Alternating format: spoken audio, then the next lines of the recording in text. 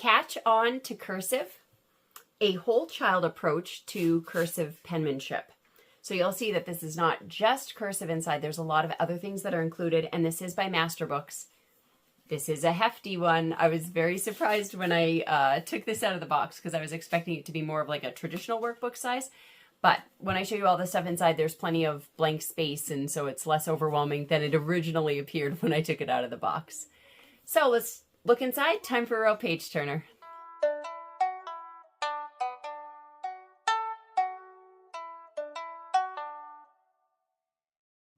Catch On to Cursive, a whole child approach to cursive penmanship. This book is about $43 online. And as you can see, definitely a hefty book, very heavy, very solid. Let's take a look inside so you can see how it's all set up. Here's the table of contents. I probably won't be doing a lot of up and down with it, so hopefully you can see just fine what's on the page here. It has this kind of other theme of fishing, so it goes over facts about fishing, and you know, you'll just see it woven throughout, and then also some like Bible lessons, Bible verses are included in it as well. It's a typical Masterbook style, meaning that it's got different approaches in it, it's gentle, it's short lessons, it's all one book, there's no separate teacher's manual, so a lot of those things that I'm used to when I have a Masterbooks curriculum. Here at the beginning, they're talking about some of the different activities they have. So one is these gear up activities, which are used for various reasons. Some is like strengthening muscles, like core strength. Some is for fine motor skills. Some is for crossing the midline. So this book really could take somebody, you know, that's a very beginner writer up through. They did say that it's geared for grades 3 through 6, but you'll see that I think somebody younger than grade 3 could definitely start it. Or if somebody older, like grade 6, wanted to learn cursive, this might be a little bit too much extra stuff. They might want to kind of get to the point depending on how your student is. I do like that they have 2 separate schedules here.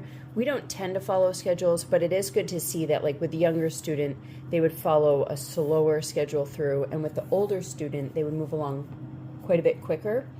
And they would actually do only 21 weeks of the actual like pages in here, and then they would get on to these activity pages that they have in the back that include lots of different writing exercises. So right here is where you can see the switch, where the older students would go on to these activities that are listed in the back, but the younger student would continue along. So take it at your own pace. I just generally go lesson by lesson and just see, you know, what we get for each day. Now the weeks are broken up into what's called tackle boxes, and I use the word week loosely here because again there's 2 different schedules you could be using, but it's got 5 days in it, so we'll call it a week. The tackle box, and it'll tell you here at the bottom 1.1, 2, 1.3, 1.4, and 1.5, and that's how they're all set up, so you can see why, you know, it feels kind of like a week. I do like how the numbers are always up here at the top because that does make it easy when you're trying to find certain resources or things that they'll say at the bottom or things that are included. They have a lot of these quotes written out from these 3 characters that are included in the story. So, you know, they're kind of going along with the girl and earning badges. The badges are in the back of the book. And so again, I feel like, you know, for an older student, I'm not sure that a badge would be interesting to them, but maybe for a younger student, or depending on, everybody's got different opinions, so you just never know what might appeal to your child or not. But, you know, as they complete different things, they can color in the badge, cut it out, and hang it up somewhere, or put it in a binder, or just color it for the fun of it. So really think about your student and what matters to them. And I would say some of the extra stuff, if that's incentive to them and exciting to them, have them do it. And if it's not, just let it go, and that's fine too. I do like how here on the first day, they'll show you what you'll need for various days if you do the activities. It starts really slow with just, like here it's teaching the parts of the fishing pole and line, but here, you know, they're just tracing lines, and then here they're taking a pencil and a ribbon and doing that with both hands. And again, if you go back to those movement pages at the beginning, it explains exactly why they're having them do this exercise. And here again, tracing. So it starts very gentle. and they explain the lines here kind of in a boating way, which would be good for a visual student. Here they're doing a, picking up a tweezers exercise for the fine motor, and these characters will tell you things, like here she's saying, remember your gear, but then other times they say really important quotes, like they might quote the Bible, or here he's talking about perseverance to show patience, and so they have Bible verses included. So it's hard for me to say when I start this with my son, because he is older, and I'm not sure how much of the extra hands-on things he's going to want to do. He already has really good handwriting, and I really just wanted him to be able to practice cursive in a way that was step by step. So we'll see as we get into it how much of the extra stuff he wants to participate in. And if he doesn't, I'm just going to let him focus on the writing part, and that's fine. And then if he wants to do some of these extra things for fun, that's fine too, because it's okay to have fun in school. I think that also, makes for a good time.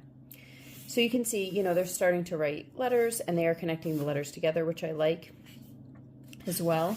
And it really doesn't get up to words until just before tackle box, or week, or however you want to look at it, 6. So right here is where you see the first words happening. Cad, dog, gad, and cag. So even some made-up words, but using the letters that they've already learned. Now there's also this feature called the fishing derby, which happens every other week, tackle box week. And those are located in the back. And like here. So let me get to a beginning one, because the way that those start too is just very gentle. Here, just practicing the word add in cursive and then tracing lines and doing a maze. So again, same thing with this. I'm not sure if my son will participate in this or not. This will be up to him completely. I can write the word dog. I can trace this. But then it does move on. There's some dot to dots and stuff. But then it does move on where they're doing more of the cursive writing back here in the practice. And it even goes up. So, here it's one page, but then it will get up where they're writing some cursive on the front and the back page. So it does progress through for sure. Now to go back into the lessons, and I'll move ahead a little bit. Let's say here for 13, just to show you how it's progressed, because it's about the middle of the book. Again, they'll throw in these random fishing facts, which could be fun, or if they're not to your kid, I would, again, just move on if you do enough science. But if you don't do science, this could be a great way to have some science introduced to your child as well. So you can see here they've got more letter combinations. I guess I will pick up this big book so you can see better. And also throughout it, the little girl will have these challenges. Like she might say this exercise, do it 2 times this week, and then you get to color in this other thing. Or so there are these other little things going on. Like right here, you can see where she's asking, did you complete the aim and cast activity? So stuff like that. And those are to earn those badges at the back, which could be good incentive for some kids. All right, so that's showing you, how it's kind of coming up. We're adding more letters, and then let's move ahead a little bit. Let's say right here, 23. Let's see how this looks. Okay, here you're matching Beatitudes. It does go through those, which is nice. And it does talk a lot about perseverance and patience and not giving up, and the Bible verses that talk about that. So I do like the Bible that's included in this. Or like here, they are writing out a psalm. So stuff like that. It's definitely a lot of tracing. But then you'll see that the activities in the back that were for the older students are going to be writing on their own in a separate notebook. So they can really kind of fly through this in, those 21 weeks, and then they're doing their own work. So I do like that. And probably tracing it would increase their skills and also their confidence with it. Okay. Oh, I guess I'm skipping ahead quite a bit. Okay, so now we're at 29, so you can kind of see here, getting to more writing, but they're still including these fun activities along with it. All right, and then also in the back, let's see, so 36 is the final tackle box week. And right after that is where these activities for older students start. So I'll just hold this up so you can see, you know, it will be different activities, writing different things, looking up different things, and using a separate notebook to do that. So they have several activities here, over 100 that they can do.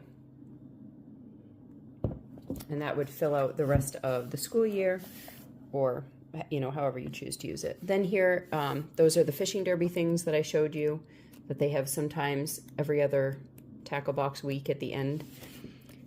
The badges that I showed you, and then here it talks about the supply list that you will need for any of those hand-on activities that you want to do. And at the end, there are a few random pages that go with certain lessons. So if you're reading through the lessons and you catch the box that it's in, then this is where you would flip for those extra things. But most of these, I mean, just look like fun extra activities. So I think if you missed it, it's fine. Just do it when you notice or when you get to it, and that's fine, because they're just little things to do.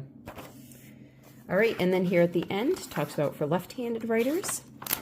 And we also have the scope and sequence. So if you are teaching a kid that's already learned some, this could be helpful too, to know right where to go to get them, meet them where they're at.